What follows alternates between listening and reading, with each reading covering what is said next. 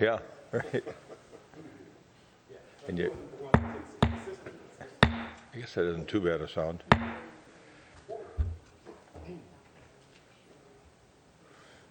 Okay. Folks, I'm going to start the meeting, so we'll let Kevin catch up with us. Well, good morning, everybody. It is Thursday, November 18th, 2021, a week out from Thanksgiving. This is the Adina Housing Redevelopment Authority meeting that's going to commence in a couple of minutes. And before we call that meeting to order, I just want to welcome everybody again and let people know that we're doing this in a hybrid format, which means we're doing it both in person and electronically. And of course, all of us are here live, and some staff are here live, but some presenters are presenting from other places, and staff may be working from other places as well. So today, you will only have the community comment portion of the agenda available if you are a resident who wants to call in and visit with the HRA about a matter of concern to them that's not on the agenda today or not otherwise scheduled for a future public hearing. There are no public hearings in front of us this morning. So remember, you'll be allowed to speak for 3 minutes. I think Liz Olson, our administrative support specialist, will be the timer. And she'll let you know when you've hit the 3-minute mark and then you need to wrap up your comments. Here's the number to call in, 800-374-0221. That's on your screen. And you can see the conference ID number is 705-5949, 705-5949. Give your name and address, and Director Bennerat will get you in the queue. You need to press *1 to get in the queue, and that will get you in to speak to the HRA. So, having finished all of that, thanks in advance for your patience as we work through, continue to work through all of these meetings, whether it's the HRA, the City Council, in this hybrid format. Let's call the meeting to order, and roll call, please, Ms. Olson.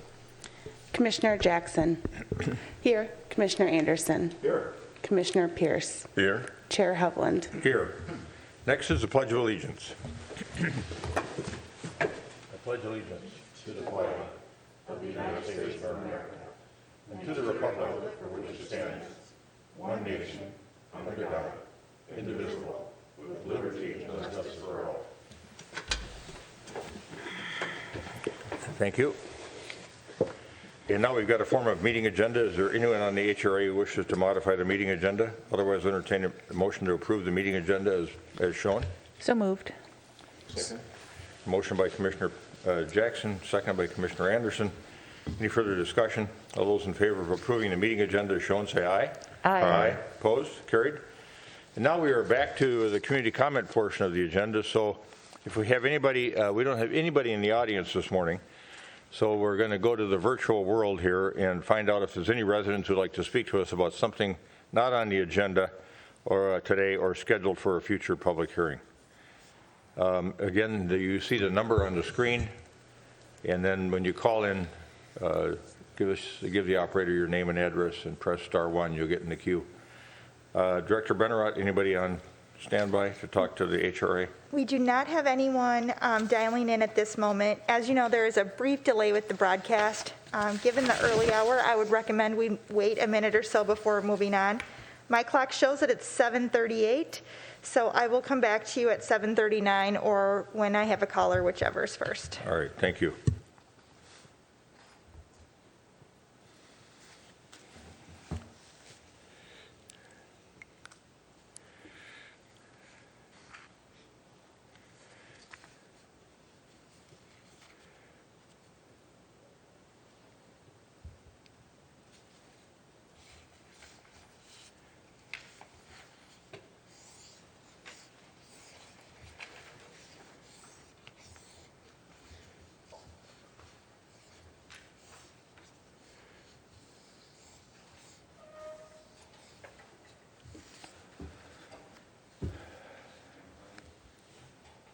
I think it's safe for you to move on with the agenda. All right, thank you. We're going to move on now to the consent agenda.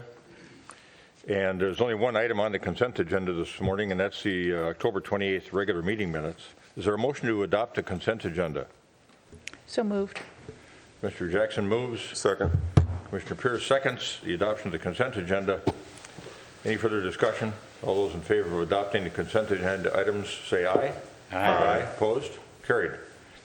And now we are into the heart of the meeting, which is our reports and recommendations section of the meeting. And Bill Neuendorf, our Economic Development Manager, has a couple of matters here. The first one is one we've been working on, well, over a decade. It's a tortoise thing, but we've got some good direction now. And this is 5146 Eden Avenue, of course, which is the old public works site. And Manager Neuendorf has an update for us on an initial concept on the northern half of the property, which is what we asked him about the last time we got together. And here he is with some really interesting things to report out to us. So welcome, Manager Neuendorf. Yes, good morning. Thank you. This morning, I do have an update for you on the redevelopment planning for the old public works site on Eden Avenue. We're not looking for any particular action this morning, but we certainly welcome your input, your discussion and comments as we move forward. So in the last few weeks, after we met with Jester Concepts at our last HRA board meeting, staff has been meeting with the restaurant operator, with the senior housing operators, as well as their architects. We've been meeting on a weekly basis so far, starting to put some ideas together of business models as well as physical models of what might fit on that property. Over the last years, as we've evolved the site plan to include that large public green space on the north half of the site, we wanted to put some imagery together to help us better understand how that might look and work from a public level. When we met in late October, we had just received an updated concept plan from the city's landscape architect that we engaged. So I wanted to share that with you this morning and just give you an update on some of those site planning issues. But first, I want to give you an overview of the schedule, what we might forecast for the next few months. At this point, the city, the HRA, is not under contract. We're just working and working in good faith and having conversations with these two interested parties. But we hope to prepare collectively a conceptual site plan by the end of the year and have that submitted through the city's standard sketch plan review process. So we would hold a neighborhood meeting, we'd present the concept plan to the Planning Commission, and then ultimately at a city council meeting as well. We've done this before in the history of this project, and of course we always get some really good insight when we have that public conversation. But right now we're just in that early kind of schematic pre-design phase. We're hoping in January we'll have those sketch plan discussions. And then based on what we learned there's usually some push and pull, some give and take in those comments. We'll prepare potential terms for real estate transactions. Right now, we're still kind of putting some pieces together. We're trying to understand the cost to the city, the cost to the developers. And as we learn more through the sketch plan model, we'll actually be able to start putting numbers on paper and putting potential terms together. So that should be coming to you early in 2022.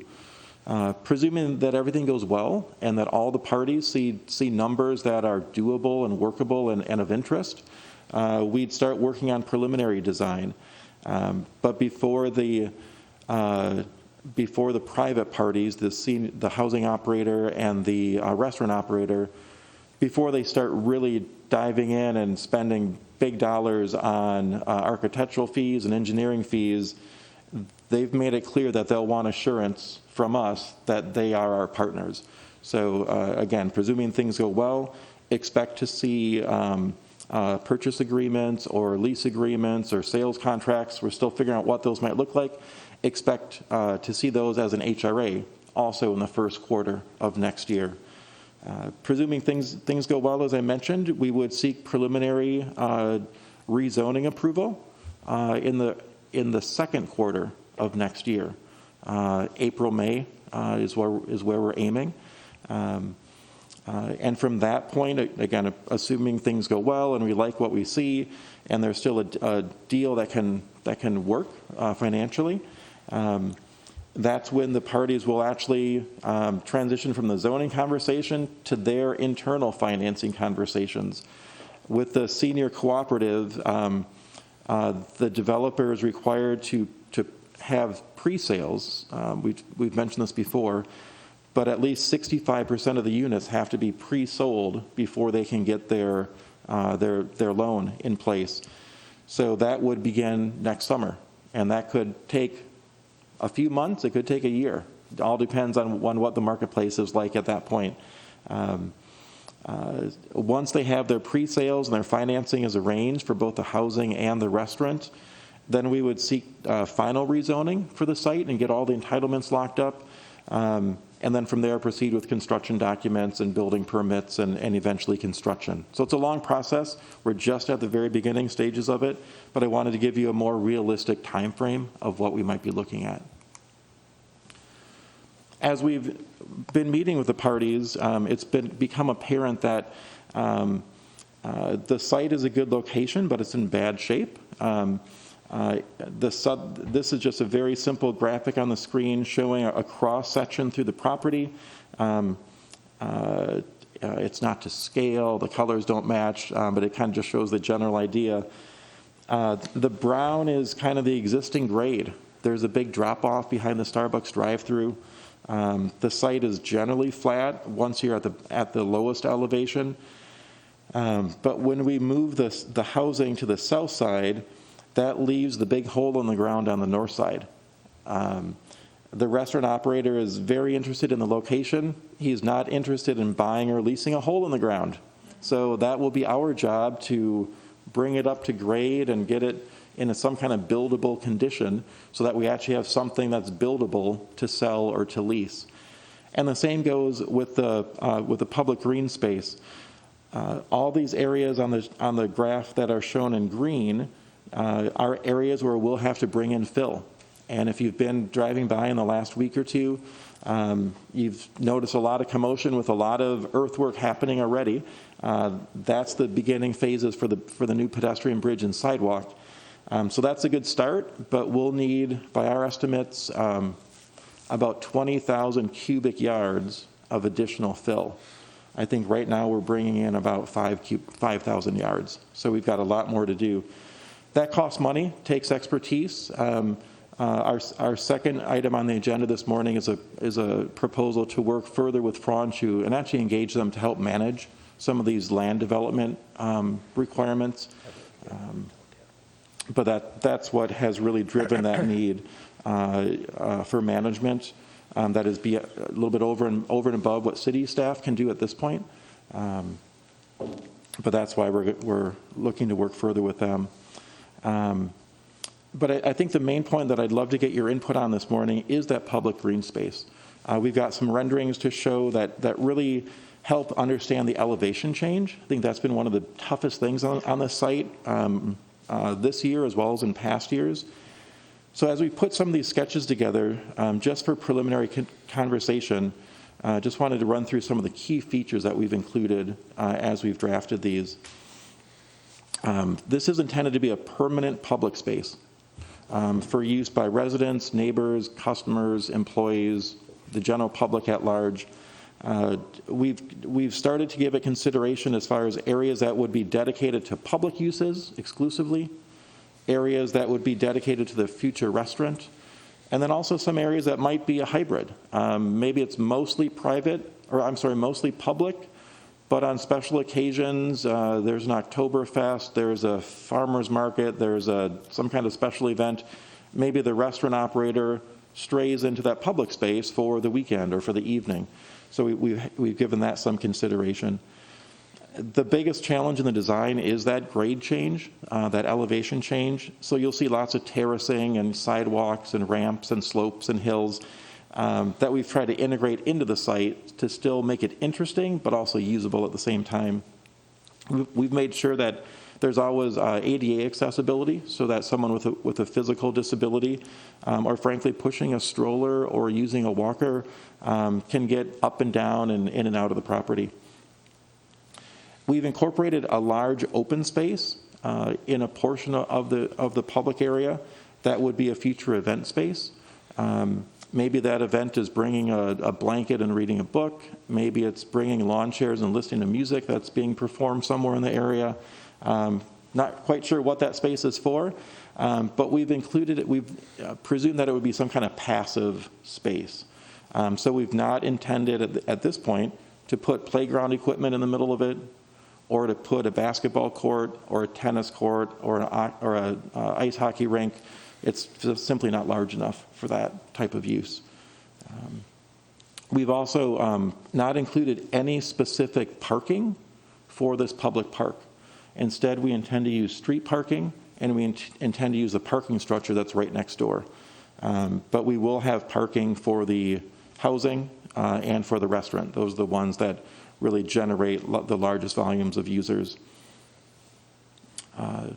And then also on these site plans, you'll see spaces where we might have future items, depending on budget. So there might be a future gazebo or a future water feature or future public art. There's lots of opportunities for future items. But as we've started to put these concepts together, our Park and Rec department reminded us that we have nothing in our budget or our capital plan to make a massive, expensive park investment. Certainly, in order to make this land usable, the intention would be to put it in a good and usable condition, but leaving opportunities in the future for maybe a future gazebo or a concession stand or whatever it might be. And that's what we'd really love to hear some of your thoughts and visions on what should we anticipate in the future. So with that in mind, I'll just walk through some of these images. They've been in your packet. They're the same that we've had for a few weeks now. Again, a reminder that these are concepts. So the one thing I can guarantee about these is that everything will change. The restaurant will probably be in a different part of the site. The design of the bridge is actually a different shape than the real bridge. So there's lots of just initial concepts here. But the thinking, again, is to put the public green space on the northern portion of the site, to put the restaurant in the middle. To the south of the restaurant, there would be a shared surface parking lot that is used by restaurant patrons as well as drop-off and pickup for the guests and residents at the senior housing. Similar image looking straight to the north. So we'll kind of rotate all the way around the property with different angles. This view is taken if you were standing on the roof of the Eden 100 office building. This is looking to the northwest. So in this image, the gray building on the right is the Starbucks shopping center, and then the gray building to the left in the back is the Jerry's parking structure. And this is where you start seeing the elevation changes. So the northern portion of the site is significantly higher than the middle, which is significantly higher than the southern edge. A bird's eye view looking to the west. This is a good vantage point for that open green space that we're anticipating. That could be used for any number of different types of day-to-day activities, but also a place where you could do special events. Another closer up view looking to the north. This starts to shape some of the restaurateur idea of having a multiple level restaurant. They're still considering a basement area for storage, food prep, maybe even a basement bar. And then the main seating inside and outside on the first level, but also a second level to have a private event room or overflow dinner parking with both inside and outdoor seating on the second level as well. What we're striving to do is integrate that green space to the north into the restaurant so that it flows seamlessly together. Obviously, at one point or at some point, the restaurant operator will have control of the maintenance and whatnot, and the city would have the maintenance on the other piece. But we want them to work together very, very smoothly. And then another view. This would be taken from the rooftop of the Jerry's parking structure, looking to the east. So in the bottom left corner of this image, you see a ribbon of sidewalk That is actually the ramp for someone in a wheelchair. It's a pretty big elevation change, and so to get from the high point to the midpoint requires a lot of sloped ramps. We'd encourage the designers, rather than doing just one fundamental ramp that looks industrial and not very inviting, to have more fun with it and make it more of an experience that everyone might want to take. So in between these switchbacks, we're anticipating seating areas, some simple landscape areas to really make it more welcoming for all and a place that everyone would choose to take. So there'd be a lot of interest there. This is another good example of the elevation change. So this is about halfway or about midway in the property. There's still about a 6-foot elevation change. The brown building on the left here would be the restaurant. And then the public green space and that open flat area for special events or day-to-day events is in the middle of this sketch. But there's still a 6-foot drop-off, and that's what's depicted here in the retaining wall. In order to get from the high point to the low point, there's several of these elevation changes where we've tried to incorporate terraces, seating walls, retaining walls, ramps, stairways. It's a difficult site to traverse. But we also think that's what will make it interesting and compelling for people to visit. And then this is just the opposite perspective. If you're standing, or if you're sitting at the Starbucks drive-thru, and if you look to the south, this would be the view that you might see. The areas on the top in the foreground are the terraced areas, and then that large open flat space in the middle with the restaurant behind it, and then the housing behind that. So those are the current images that we have. It is just a starting point. But we do intend to meet on a weekly basis with a restaurant operator and senior housing operator to really start putting these ideas together and shaping something that we think can work for all of us. Before we get too far into that, I just wanted to check in with you all, make sure we're going in the right general direction, that what you're seeing is a start of what you might be expecting. If there's other things that you're expecting or other ideas, suggestions, input, we are completely open to that and just wanted to take this opportunity to hear from you. So with that, Mr. Chair, I'll turn it back to you and happy to listen to any comments or suggestions. Thank you, Bill. Commissioners, comments? Anyone? Commissioner Jackson? Thank you, Mr. Chair. So at the city council meeting, we had a gentleman come in talking about a film society, and I'll be honest that my memory isn't completely clear on what he said, but I see you've got video, or the architect's drawn video on the side of this.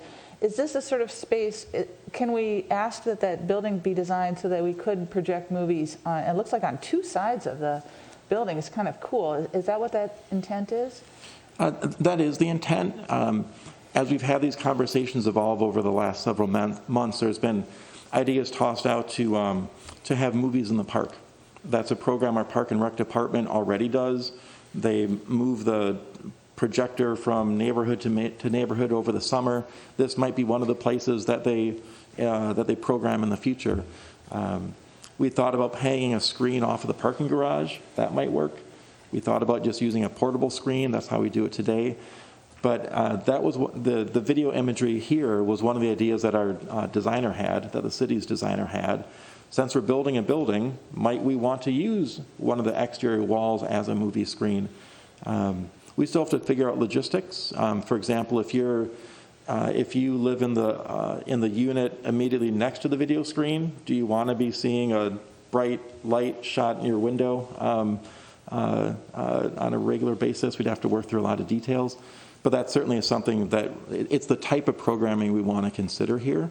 Something that our Park and Rec department already does. It's already in their budget without strapping or perhaps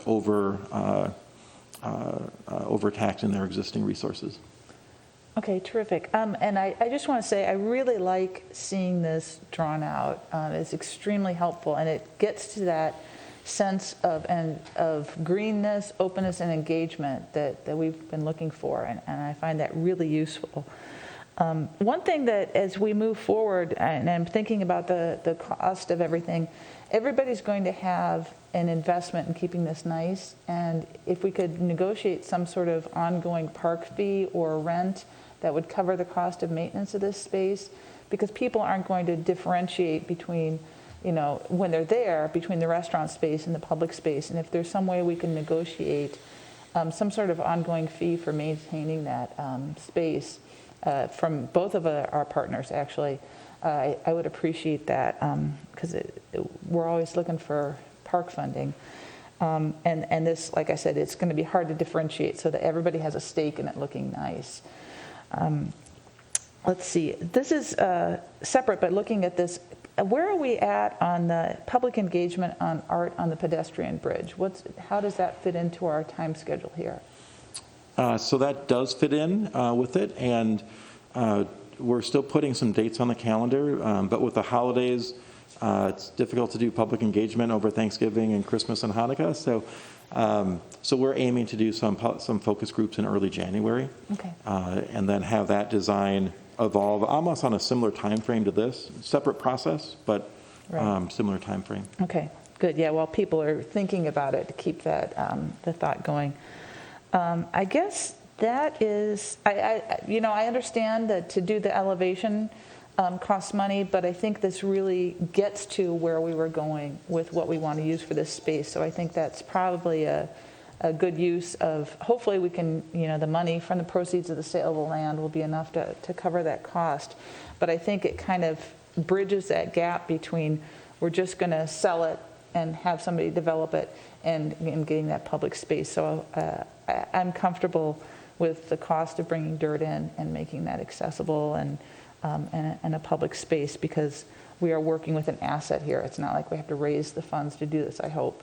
And that's something, though, I do want to get a sense of the money. So, is this piece of land worth, have residual value, or is it going to cost more to bring dirt in than it's going to cost, or that we're going to get for the piece of land? And that's a calculation I'd like to continue to hear about as we move forward. But those are my comments, Mr. Chair. Thank you, Commissioner. Commissioner Anderson? Thanks, Mr. Chair. I think for me anyway, if we just ask, what's the draw here? What's our purpose? I mean, we're committed on the south side, or at least it feels like we're moving in a direction. Let me put it like that. And we know we want a entertainment or hospitality venue. But I'm still wondering if we're creating a true public realm benefit beyond some green space here. And I hear you clearly when you say, well, at this time we don't have any plans to do one thing or the other. But then I ask, what is our purpose? What are we doing here? And I think that there's probably some head scratching that still needs to be done about that, at least in my mind. I would want people to be coming to this place out of with an attraction, and it can be their own attraction to the space. It doesn't mean we have to be in the production business or create one thing or the other. But I've been wondering about that for some time. You're right, the elevation is so limiting that access to it is it creates a lot of that. And then what remains by the time that it's retained and filled in, you say, okay. So that's a question. It's more Socratic than specific. And then I guess the only other thing I see references, here about moving forward. I know we're going to discuss a management contract, and we certainly need one. That's for sure. The offerings in the venue. Now I saw the Starbucks logo, so it feels to me like there'll be some coffee there. And I'd like to get that fleshed out and see how that feels, so that we have more of an everyman feeling to this. rather than here is a medium to upper expense dining venue that doesn't really have offerings that people might say, why don't we stop over for lunch, or why don't we, I'll meet you there for coffee and a Danish, or whatever it might be. Because I think that's an attraction too. That begins to pull people. I would want to hope that we don't create a facility here where the only attraction is a restaurant, and that we are actually, that there's a compelling reason to visit the site and that it be part of the community. Now, I certainly haven't worked on this as long as at least two of the folks here this morning have, and I'm certain that they have some feelings on that, and I'll defer to those feelings, but those are my thoughts, at least on utility here. Thank you, Commissioner. Commissioner Pierce? Thanks, Mr. Chair. First, I want to say, wow, I think this is a great start. I want to commend you on starting with the process and walking us through. This is hard work. It takes a lot of time. It's good to get excited, or not, right, at this point, but we're not there yet. So lots of work to do.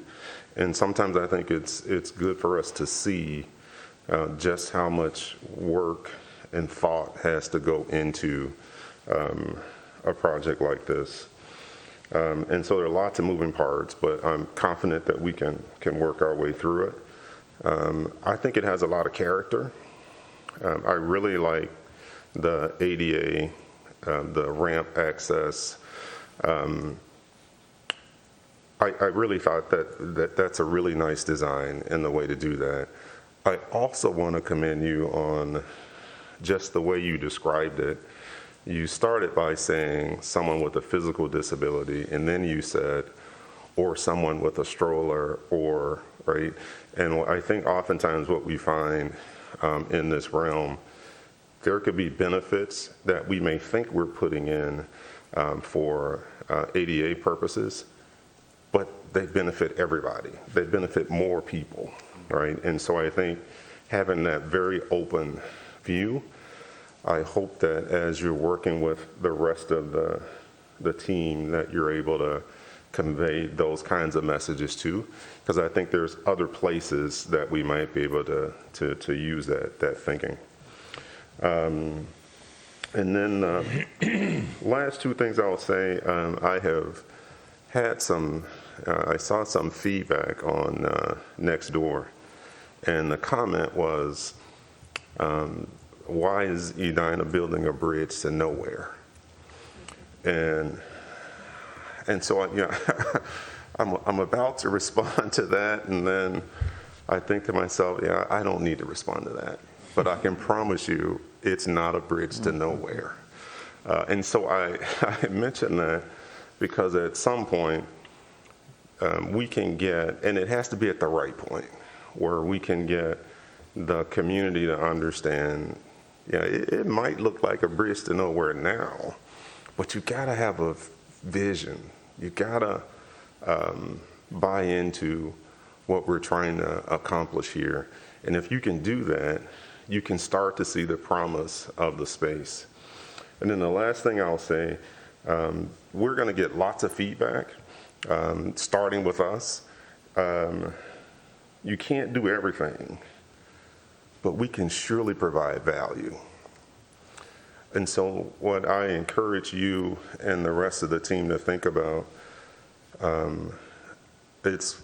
we have to be respectful when we get feedback, right? And considerate, but don't let that feedback get in the way of starting with value. And so if we get to a point where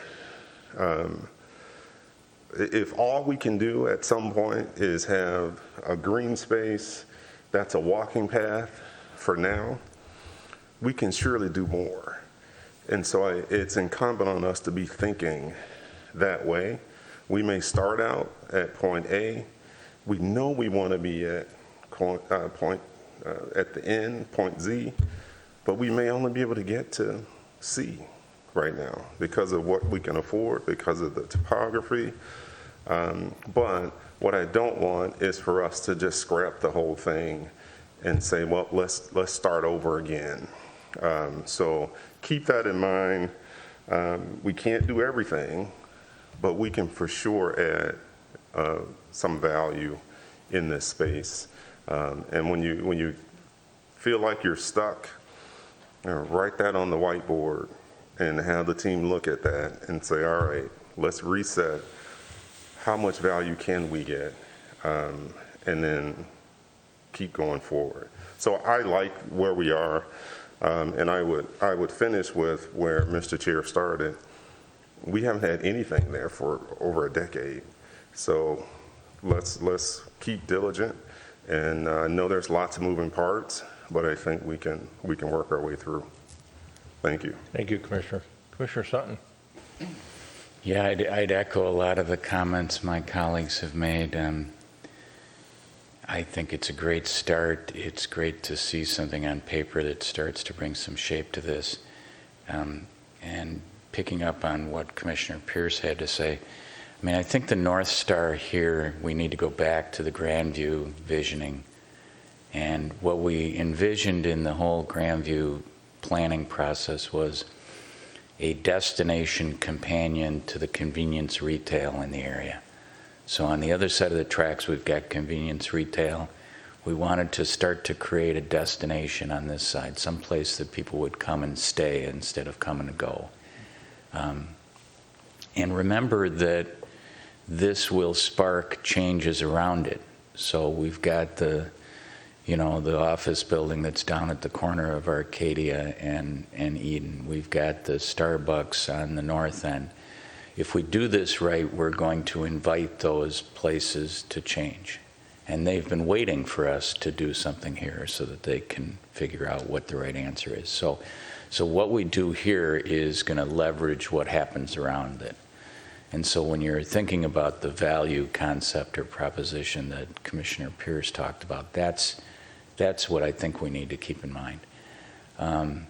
In terms of the site design, the same thing. Keep that in mind. Keep in mind that we're trying to create a destination. So is the building best along Arcadia, or is it best along the railroad tracks, for instance? How does that fit in with the access, given the topography, et cetera?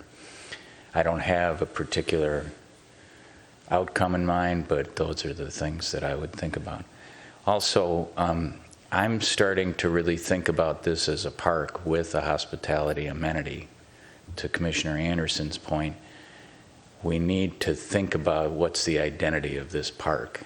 It has a hospitality amenity. We heard from a potential provider that he might only be open for dinner, and that's fine. I don't want to try and micromanage what a hospitality provider thinks will work. But we should also have the capability of supplementing that if they can't do more. So maybe it's a portion of the building that has a side kiosk window, or maybe it's a separate little kiosk that could be pastries and coffee at a time of the day when the restaurant isn't open. Maybe even one of the businesses in the neighborhood would be interested in staffing that or renting that or whatever it might be at the times that it's not open. And then, we kind of started with this notion of, Hilltop meets Curling Center. So I do think, to Commissioner Anderson's point, there needs to be an identity there. And one of the things we talked about in our commission work plans is getting the Park Commission's perspective on this. And so I think we ought to be engaging them as we go through this sketch plan kind of process to think about how should we lay this out, what is the feature, what's the identity of this park. And then to Commissioner Jackson's point about sustainability from a financial perspective, I think we need to think about this as kind of like, we have lots of great models in Minneapolis, whether that be sea salt at Minnehaha Falls or at the old mill sites, the waterworks and those kinds of things, where if we have a building, and this goes to the model of what we might do with the building, who builds it, who owns it. I'm leaning toward us owning it and leasing it, and then the lease is a function of what kind of revenues we get from that as it moves along. And, you know, do we get park dedication from the building to the south? Can that be poured into this? You know, those kinds of things. Do we do some kind of a arrangement like we did with Centennial Lakes when it was opened and help to support it? We need to think, to Commissioner Jackson's point about the ongoing maintenance and programming of the site. I mean, I talked with one of our former planning commissioners who's a deputy superintendent in the Minneapolis Park Board, and he says that the sea salt generates around $400,000 a year in revenue for the park board, which helps to provide for all of that operation, maintenance, and the like of that park. So it seems to me we can be sustainable here. This is exactly the kind of revenue generation that the Parks Commission has been thinking about. How can we be more creative about creating a steady stream of revenue to support a park? So those are kind of my thoughts. I think it's a great start, and I'm really excited about it as I see some images, and thanks for moving it along. Good. Thank you, Commissioner. To answer the question you posited with us, am I heading in a good direction? I think you've heard a common theme here that you are indeed headed in a good direction. And if we put that graphic back up, it might be easier to work from. Yeah, there we go. So there's so many things to like about this at this phase. And I'm thinking about all the different iterations of ideas that we've looked at over the past decade. This is the first one that's really gotten me excited and also kind of settled on, yeah, this is that combination of public and private uses that the 54-person, 52-person task force was the direction they were heading. Because when you look at the bird's eye view, to Member Staunton's point, what I'm thinking about now is I'm seeing a park first. I'm not seeing a senior co-op. I'm not even seeing the restaurant right next to the park. I'm seeing the park. I'm seeing that public amenity that we were trying to figure out how we could put that in place. The stage we're at right now, where you're calling this the Grandview Yard, I'm actually comfortable with that. To think about a young mom, Commissioner Pierce said, somebody coming with a stroller and young kids, to come down on a beautiful spring morning and get a cup of coffee and sit there with your friends and talk while your kids run around on the grand lawn there, in the Grandview Yard, that would be an okay way to start for me as we think about what we want the future of that to be. That space in the back towards the railroad tracks, it looks like it would accommodate a variety of maybe active uses like pickleball courts or something else. I'd like to think about, how could you have maybe an ice sheet back there, or maybe an artificial ice sheet, something that performs like ice, but you wouldn't disturb what's underneath it. So it had a seasonal usage. Summertime activity would be something that would be like pickleball, or something that people could enjoy. But then wintertime activity, we got little neighborhood pocket park for skating, and then beautiful lighting. And I actually like many of the elements that are there, as Commissioner Pierce talked about.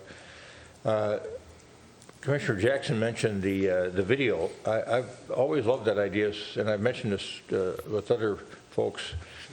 They do this down in Miami Beach on the wall of the New World Symphony that was designed by Frank Gehry. People bring their lawn chairs. There's a place they can buy popcorn.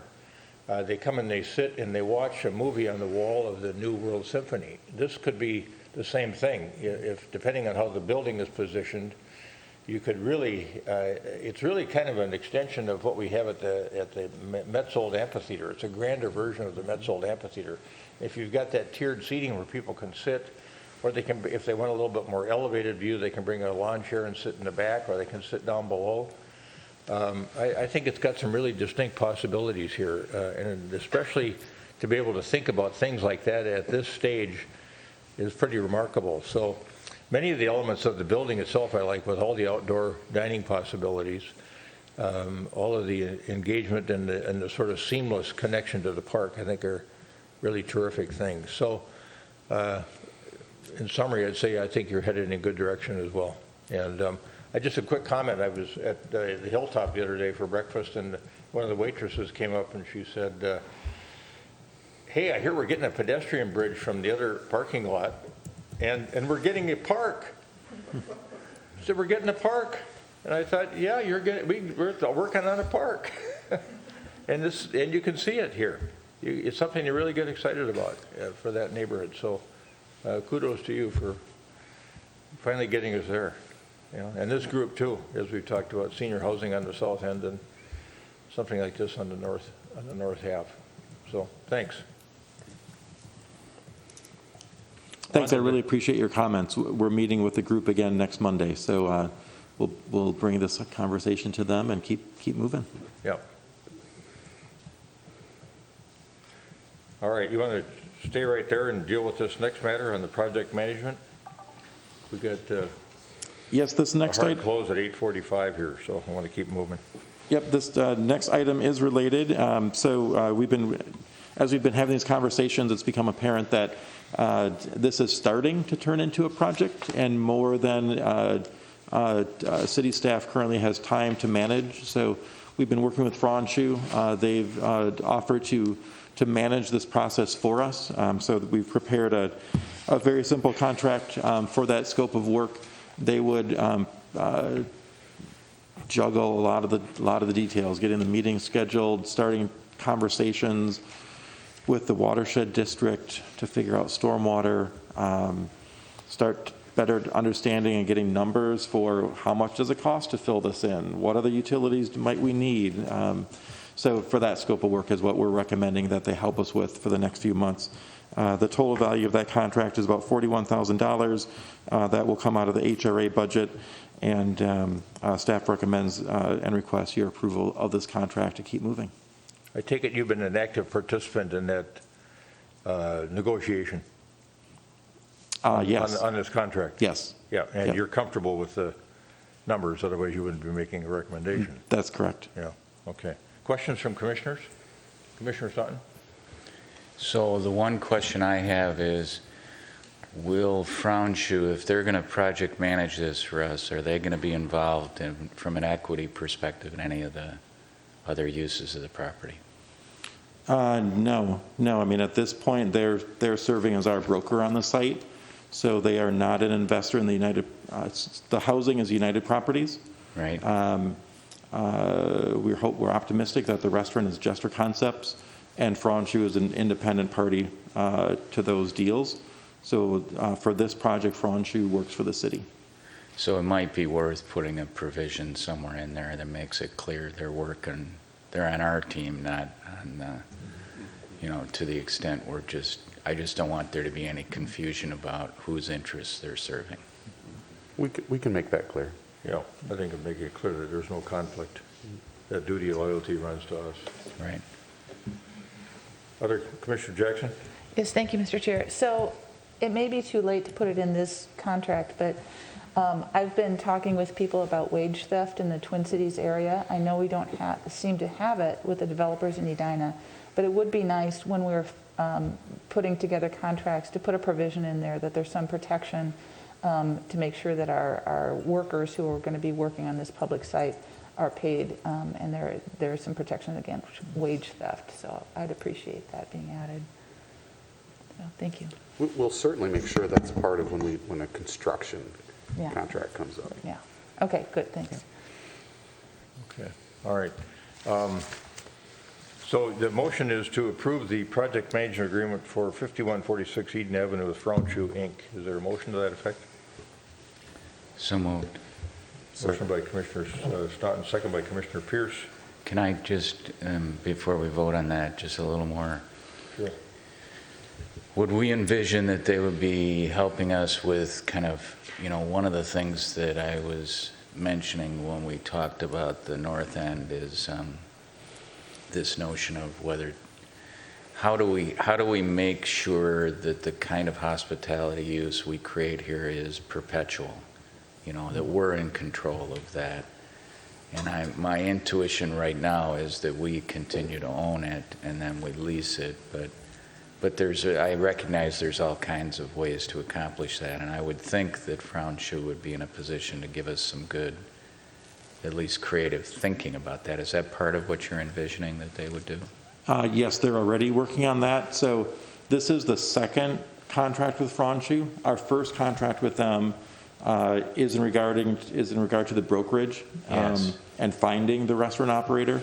So part of that scope, I've asked them to provide us comparisons of land sales, what that might look like to the HRA, as well as land leases, what that might look like. And Certainly there's an expense side to both of those, but they're well positioned in the market to show us recent comps on both of those, and then this group can make the decision about what's the best direction. And then how that might fit into the whole package, including the south end and what amount we sell and for and all the rest of that. Okay.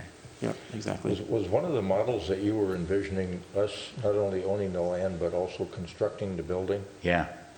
So maybe you should put that into the mix too. They can certainly figure that out as a developer. Yeah. If we decided we wanted to own the land and the building and then lease the Right. building out, what's the cost of that? So that Commissioner Jackson's point, we know all of our costing numbers on the front end. Right, and it may be that the restaurateur that goes in there might put in some improvements per that lease to finish it out in the way that works for what they're trying to deliver.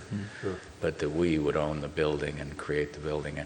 And I recognize the reality of our capital improvement fund with park facilities, so we need to do this as part of this whole package, figure that in at the beginning here. When we come back in January, February, after we get sketch plan input, we'll be able to put more specificity into the costs, and I think that's a perfect time to continue this conversation and look at the real options. Perfect. All To right, that point, maybe it's possible that the HRA is the owner. yeah. not the That's city. more likely, actually, yeah. Yeah, and we have more flexibility that way in terms of, I will tell you, too, that what you're describing has some similarities to what we did with Red River Kitchen and their predecessor at Braemar Clubhouse. Sure. And including, we maintain ownership of the building, but we had to do a substantial amount of tenant improvements. The private party also did some tenant improvements, and Bill was an integral part of that deal of making that come together. So we've got some experience. We've learned our lessons, and we can Some apply hard ones. those to this Yes, we situation. have. some lessons. More to come, that's why. More to come. Just won't make the same mistakes over again, that's all. Well, I can't, All right. We'll try not to. We've got a motion. Any further discussion? All those in favor of the motion to approve the project management agreement with Fraunhofer Inc. on 5146 Eden Avenue, say aye. Aye. Aye. Opposed? Carried. And then any comments from HRA commissioners? The executive director has a few things he wants to cover. We've had some awards coming our way. I think Manager Neundorf is going to cover this as well. Good. Yeah. Yes, I'll jump right into these. So just two items that Manager Neal and I wanted to bring to your attention this morning. The first is some good news. We love good news. The Market Street project, the north parking structure in the Nolan Mains complex, won an award this fall from the Minnesota chapter of the American Planning Association. The award that we applied for and eventually won is called Partnerships in Planning. And with this, with the project that is now completed and more retail tenants are moving in order to get to where we are today was truly a partnership. And the APA, American Planning Association Awards Committee, recognized all the hard work that you did and the predecessors that sat in your chairs before you as well. When the HRA considered partners to build that project, we held the RFP, and the team that we picked, in my opinion, were the exact right team to get that to happen. And this award recognizes that with these kinds of large-scale projects that include private components, private businesses, private residents, as well as public components with public space and shared trash rooms and shared parking and shared delivery zones and all that. It truly takes a partnership. So we wanted to pass along the good news that we did win that award this year. And the folks that were identified as the award winners were not simply the HRA, it was each of the partners. So that was the City of Edina, this board, the Edina HRA, Buell Investors, the prime developer, Saturday Properties, the co-developer of that project. Those were the two most active partners, but also the 50th and France Business Association was absolutely integral to get the design where it is and to make sure that we can keep the doors of businesses open when we went through that 2-year construction phase. And then the final partner was the Edina Housing Foundation. They were perhaps a quieter partner, but they provided some funds to make sure that some of those units in those buildings could be affordably priced for a long period of time. So along the way, as we went through that design process in 2017, the developers kept count. They held over 300 meetings to get input. So those were meetings with this group. Those included public hearings and some of those big meetings, but they also included small focus groups, one-on-one meetings with virtually every single business down there, regular input sessions from the 50th and France Business Association, both their board of directors as well as the general partner or the general membership of that group, also the residential neighbors. So, sometimes this body in this room we're in today, we see the public hearing. Well, to get that project done, there was literally hundreds of additional meetings to shape that project, and the awards committee certainly recommended that and applauded the group. So I wanted to share that good news with you this morning. Mr. Chair, it's such a great lesson to stop and recall kind of where we were, because that was a lot of hard slogging and a lot of people who were doubting what we were doing. And the phrase, remember the future, comes to mind. As we're embarking on these other things, you need to think about that, because now, today, I don't think anybody can envision that not being the way it was. And it's really helped us as we've had to do things like get the theater back on its feet and those kinds of things. Imagine if that wasn't there and we were trying to do that. Would there be the appetite to invest in that? But now it's really continuing to thrive and moving into the next generation of 50th and France tradition. So it's pretty cool. Thanks. Yeah, thanks for that comment. I was sitting here thinking as well about how that whole effort down there started with what are we going to do with the north side parking ramp? And we went out for an RFP on what to do on the north side of the street, and here comes Buell and Saturday with this idea of transforming the whole neighborhood and taking out the middle ramp, something we hadn't even thought about, and it was just a design that caused the others to pale in comparison, and it was just a vision right in front of us that we thought this is a fabulous direction to be heading, as Member Staunton's pointing out. And I would say too that just a reminder that this project at Nolan Mains was also selected by Finance and Commerce as one of the top projects in 2019. So, and I ran into Pete Dinovic from Buell yesterday over at the Hilltop again. And he said they're all leased up down there. So all those spaces that he's got available, they're all leased up. And then I said, well, how can we help? Because I thought we'd maybe talk to some customers. He said, well, I've got an idea how you can help us on some sidewalk issues down there. He bought some huge pieces of stone, I think, he said they're almost like art. And he says, maybe he's talking to you about that, Bill, how we can help put the final touches on a beautiful area and a beautiful improvement. Manager Neal. Mr. Chair, just briefly, because I just want to touch on something you just touched on, and that is there was a moment where we thought we knew what we wanted. We put together some specifications, put it into the market, and we got back a proposal that was way more than our specifications. And we could have at that moment said, that's not responsive to what we asked for. But we didn't, right? We took the leap, and that's what really spurred. It was the right developer with the right proposal, with the right amount of courage and stick-to-itiveness Yeah, and to some get it great done. vision. It helped share that vision and have us embrace that vision. So, yeah, thanks Mr. for Chair? that report. Commissioner? Yeah, I just want to acknowledge, coming in as a new member, the tradition of really strong leadership in this city, and my predecessors who worked hard on this as well. And I'm every day that I do this job, I'm grateful for the people who came before and put in such excellent work.